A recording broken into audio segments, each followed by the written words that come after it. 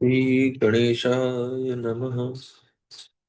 गुरु ब्रह्मा गुरुर्विष्णु गुरुर्देवो महेश्वर गुरु साक्षात् परब्रह्म तस्मै श्री गुरुवे नमः। त्वमेव माता च पिता त्वमेव बन्धु च सखा त्वमेव विद्या द्रविणं त्वमेव सर्वं मम देव देव।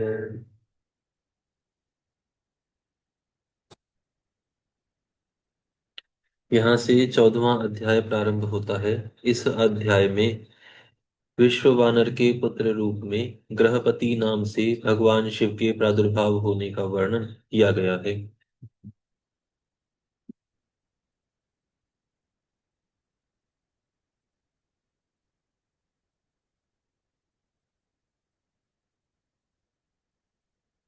नंदीश्वर बोले, हे सनत कुमार, घर आकर उस ब्राह्मण ने परम हर्ष से युक्त होकर अपनी स्त्री से सारा वृतांत कह सुनाया।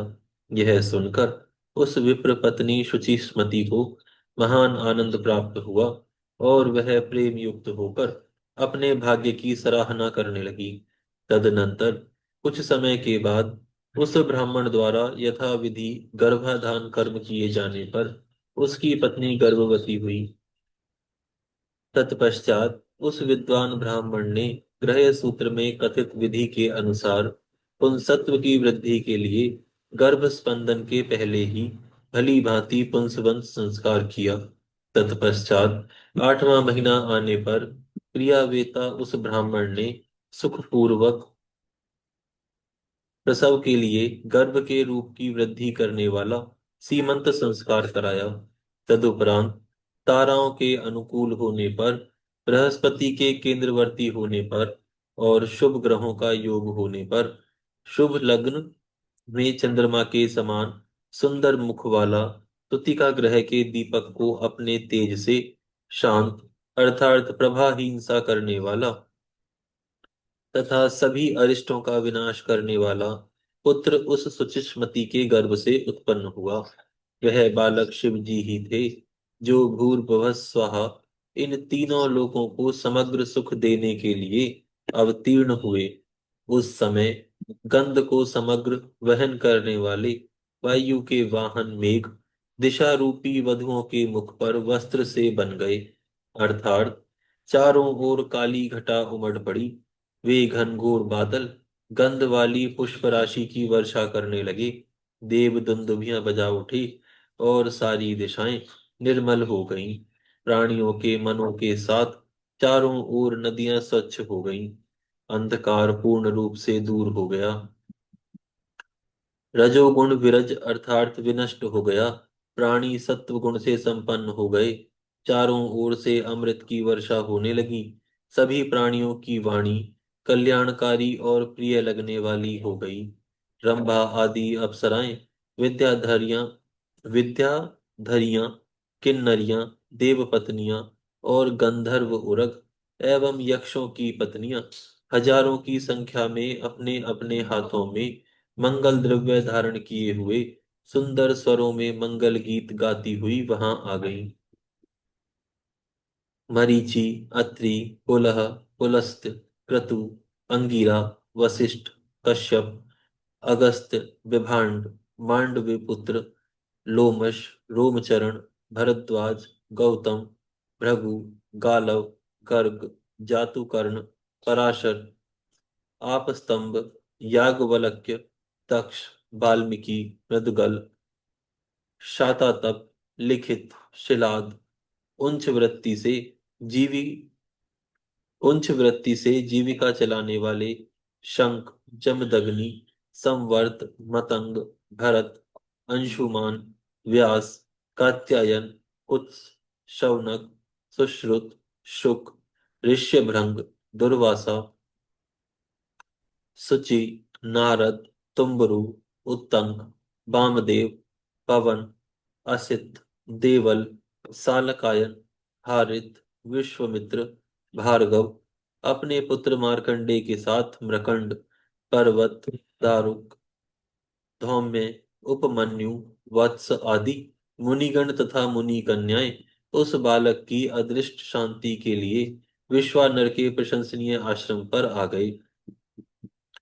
गुरु बृहस्पति सहित ब्रह्मदेव, भगवान विष्णु, श्री नंदी, भृंगी तथा देवी पार्वती सहित भगवान शंकर, महेंद्र आदि देवता, पातालवासी, नागगण एवं अनेक प्रकार के रत्न लेकर नदियों सहित समुद्र वहां गए और स्थावर यानी पर्वत आदि हजारों की संख्या में जंगम रूप धारण कर वहां आए। उस महोत्सव में अचानक असमय में चांदनी उत्पन्न हो गई। उसके बाद ब्रह्मा जी ने विनम्र होकर स्वयं उसका जात कर्म संस्कार किया। फिर वेद विधि का विचार करके 11वें दिन उसके रूप को देखकर उसका नाम गृहपति रखा। सॉरी।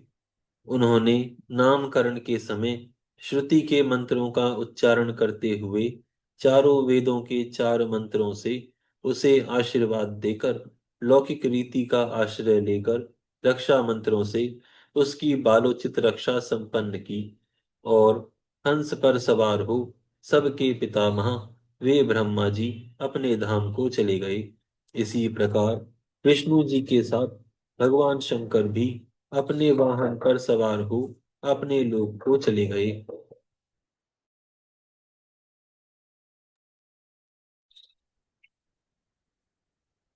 वे आपस में विचार कर रहे थे कि अहो, कैसा इसका रूप है, इसका विलक्षण तेज कैसा है और इसके सभी अंग लक्षण कैसे हैं। देखो सुचिस्मती कैसी भाग्यवती है कि इसके गर्भ से साक्षात भगवान शिव प्रकट हो गए। अथवा शिव जी के भक्तों में इस प्रकार की घटना कोई आश्चर्य की बात नहीं है, जिससे उनके द्वारा अर्चित रुद्र स्वयं प्रकट हो गए। इस प्रकार आपस में प्रशंसा करते हुए पुलकित रोमों वाले सभी देवता विश्वानर से आज्ञा ले जिस प्रकार आए थे उसी प्रकार चले गए। पुत्रवान व्यक्ति पुत्र से लोगों को जीतता है, यह सनातनी श्रुति है। इसीलिए समस्त गृहस्थ पुत्र की कामना करते हैं। पुत्रहीन का घर सूना है, पुत्रहीन का धन कमाना व्यर्थ है, अपुत्र का तप खंडित है। जिसको पुत्र नहीं है वह कभी पवित्र नहीं होता।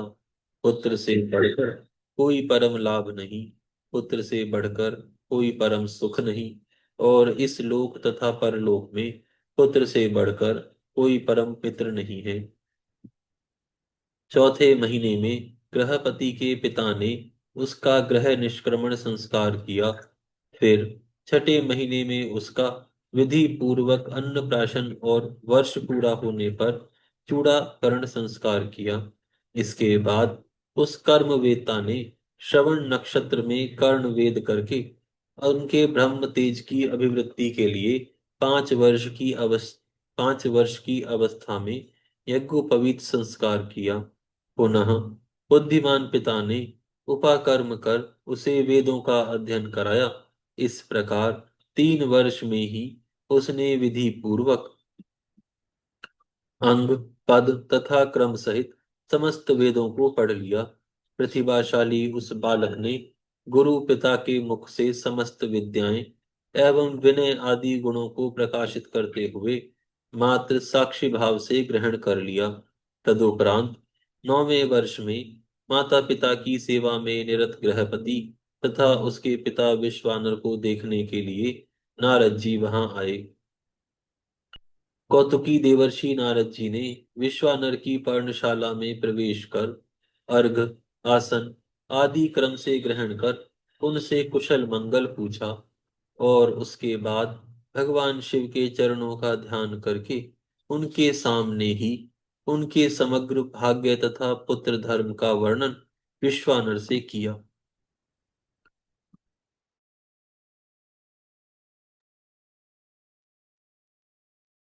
नंदीश्वर बोले, हे सनत कुमार, तदुपरांत मुनि नारद जी के द्वारा इस प्रकार कहे जाने पर वह शोभा संपन्न बालक माता पिता की आज्ञा प्राप्त कर भक्ति पूर्वक उनको नम्रता से प्रणाम कर बैठ गया। नारद जी बोले, हे वैश्वानर, मैं तुम्हारे लक्षणों की परीक्षा करूंगा, तुम आओ। मेरी गोद में बैठ जाओ और अपना दाहिना हाथ मुझे दिखाओ। तब विद्वान नारद जी बालक के तालु, जिह्वा आदि को देखकर शिव जी की प्रेरणा से विश्वानर से कहने लगे। नारद जी बोले, हे विश्वानर, हे मुने, मैं आपके पुत्र के सब लक्षणों को कहता हूँ, उसे आदर पूर्वक सुनिए। आपके पुत्र के सभी अंग उत्तम लक्षणों से युक्त हैं, इसीलिए यह अत्यंत भाग्यशाली है। किंतु इसके सर्वगुण संपन्न, संपूर्ण शुभ लक्षणों से समन्वित और चंद्रमा के समान निर्मल कलाओं से सुशोभित होने पर भी विधाता ही इसकी रक्षा करें।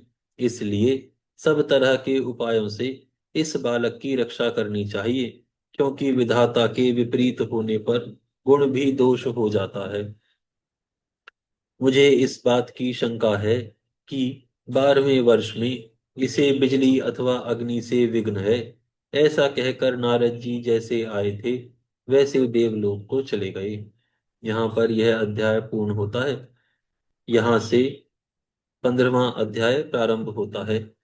इस अध्याय में भगवान शिव के गृहपति नामक अग्नीश्वर लिंग के महात्म्य का वर्णन किया गया है।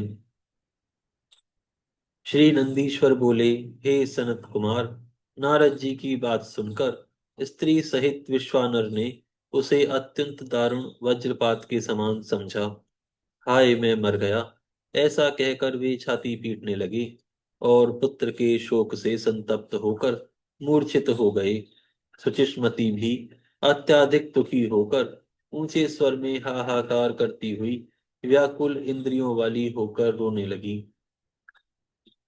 सुचिस्मती के विलाप को सुनकर विश्वानर भी मूर्छा का त्याग करके उठकर, अरे ये क्या हुआ, अरे यह क्या हुआ, इस प्रकार ऊंचे स्वर में रोते हुए बोले। हाय, मेरी संपूर्ण इंद्रियों का स्वामी, मेरा मेरा बाहर विचरने वाला प्राण तथा मेरे आत्मा में निवास करने वाला मेरा पुत्र गृहपति कहाँ है। तब अपने माता पिता को अत्यधिक शोक से व्याकुल देखकर शंकर जी के अंश से उत्पन्न वह बालक गृहपति मुस्कुराकर कहने लगा। गृहपति बोले, हे माता, हे पिता, क्या हुआ है जिससे कि आप लोग इतने दुखी होकर रो रहे हैं? इसका कारण मुझे बताइए। इस तरह आप लोग भयभीत क्यों हो रहे हैं? आप लोगों की चरण धूलि से सुरक्षित मेरे शरीर को काल भी मारने में समर्थ नहीं हो सकते, फिर अत्यंत अल्प बिजली मेरा कर ही क्या सकती है? हे माता पिता, आप लोग मेरी प्रतिज्ञा सुने। यदि मैं आप दोनों का पुत्र हूं तो ऐसा कार्य करूंगा जिससे मृत्यु भी संत्रस्त हो जाएगी। हे माता पिता, मैं सत्पुरुषों को सब कुछ देने वाले सर्वज्ञ मृत्युंजय भगवान की भली भांति आराधना करके महाकाल को भी जीत लूंगा। यह मैं सत्य कह रहा हूँ। श्री नंदीश्वर बोले। उसकी इस प्रकार की बात को सुनकर मुरझाए हुए द्विज दंपति अकाल में हुई अमृत की सघन वृष्टि के समान दुख रहित होकर कहने लगे।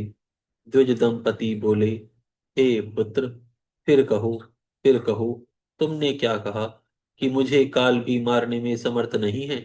फिर बेचारी बिजली कौन है? तुमने हम लोगों के शोक का निवारण करने के लिए मृत्युंजय देवता का समाराधन रूप उपाय उचित ही कहा है। शिव जी का आश्रय ही सचमुच ऐसा है, उनसे बड़ा कोई नहीं है। वे सभी पापों को दूर करने वाले एवं मनोरथ मार्ग से भी परे कामना को पूर्ण करने वाले हैं। हे तात, क्या तुमने नहीं सुना है कि पूर्व काल में जब श्वेत केतु कालपाश में बांध लिए गए थे, तब शिव जी ने उनकी रक्षा की थी।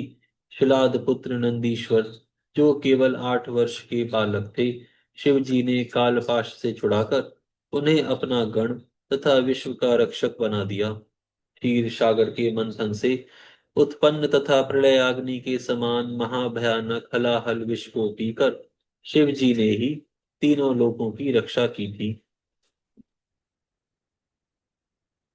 जिन्होंने त्रिलोकी की संपत्तियों का हरण करने वाले महान अभिमानी जलंधर नामक दैत्य को अपने सुंदर अंगूठे की रेखा से उत्पन्न चक्र के द्वारा मार डाला।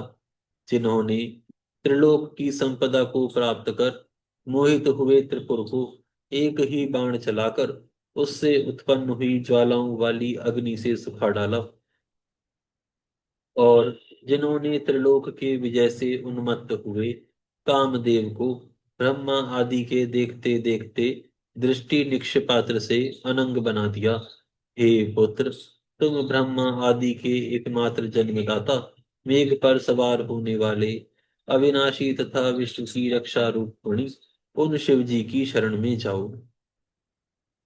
श्री नंदीश्वर बोले, हे मुने, माता पिता की आज्ञा पाकर उनके चरणों में प्रणाम करके, उनकी प्रदक्षिणा करके और उन्हें बहुत तरह से आश्वासन देकर वह वहां से चल दिया और उस काशीपुर में पहुंचा जो ब्रह्मा, नारायण आदि देवों के लिए दुर्लभ, महाप्रलय के संताप का विनाश करने वाली, विश्वेश्वर द्वारा पालित, कंठ अर्थात तट प्रदेश में हार की तरह पड़ी हुई, गंगा जी से सुशोभित, अद्भुत गुणों से संपन्न, हर पत्नी यानी भगवती गिरिजा से शोभायमान है।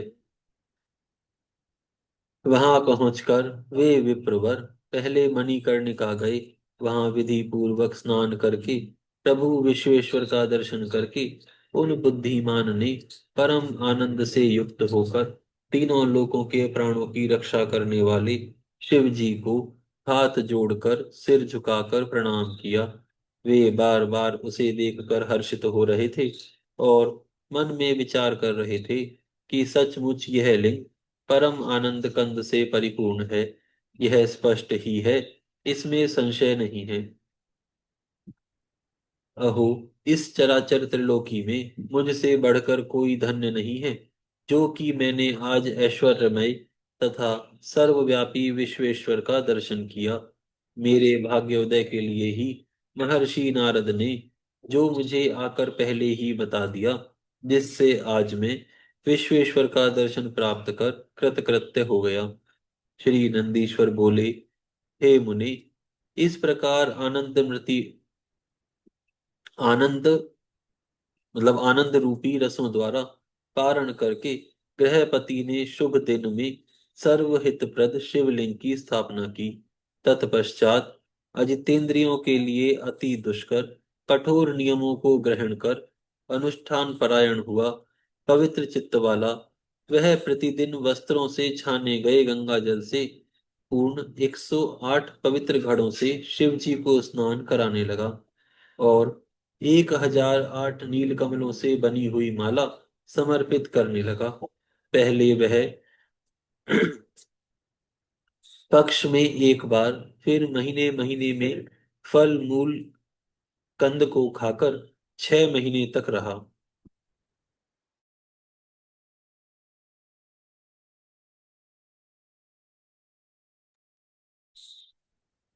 पहले वह पक्ष में एक बार, फिर महीने महीने में फल मूल कंद को खाकर 6 महीने तक रहा।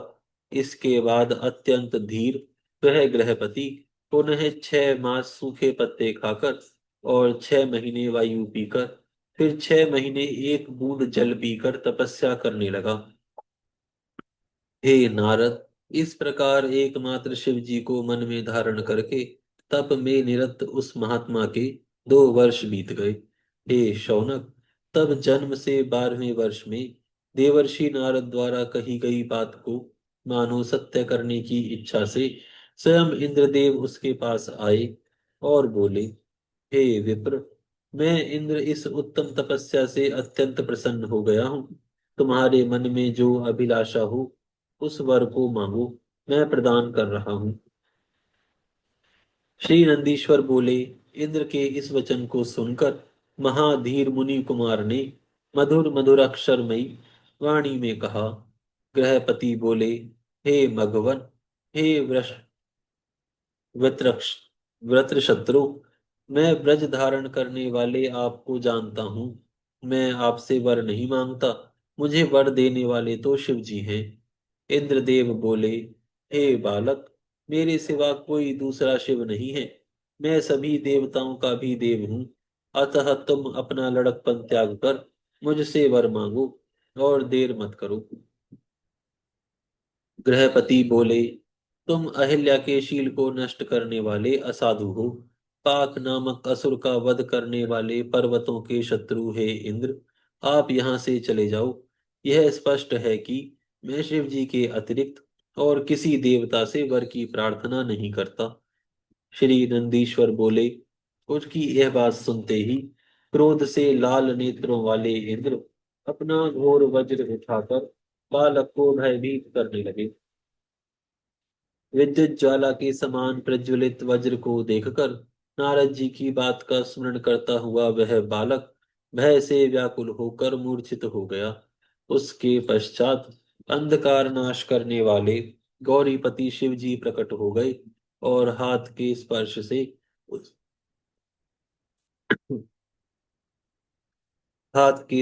से उसे जीवित सा करते हुए उससे बोले, उठो उठो, तुम्हारा कल्याण हो।